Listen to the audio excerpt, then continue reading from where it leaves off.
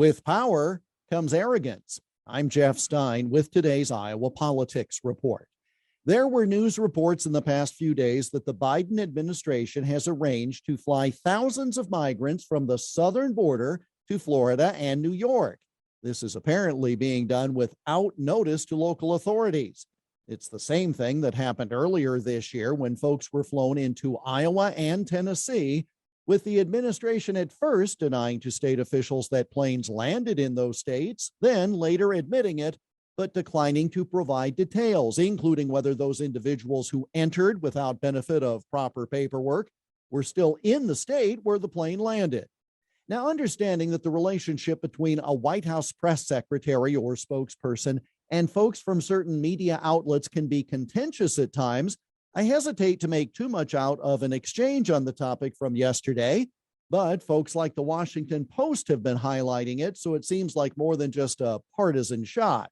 The exchange was between Peter Doocy of Fox and Press Secretary Jen Psaki.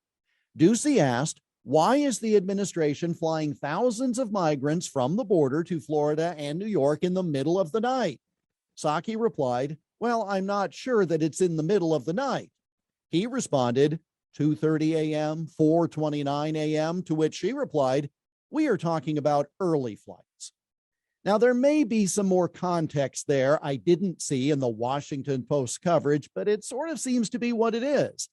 Not sure it's a great optic for the administration to quibble about phrases like the middle of the night with a defense that a 2:30 a.m. flight is an early flight.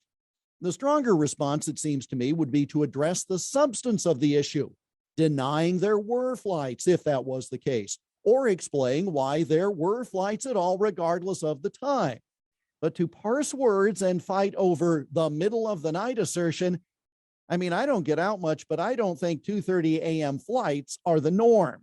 Those on the right say the Biden administration doesn't have anything positive to defend. Leaving that assertion aside, I'd say they're not helping themselves on easy issues with that kind of response. And that's the Iowa Politics Report for Wednesday, October 20. On Twitter, Instagram, Getter, and Parler at Iowa Politics. I'm Jeff Stein on News Talk 1540 KXEL.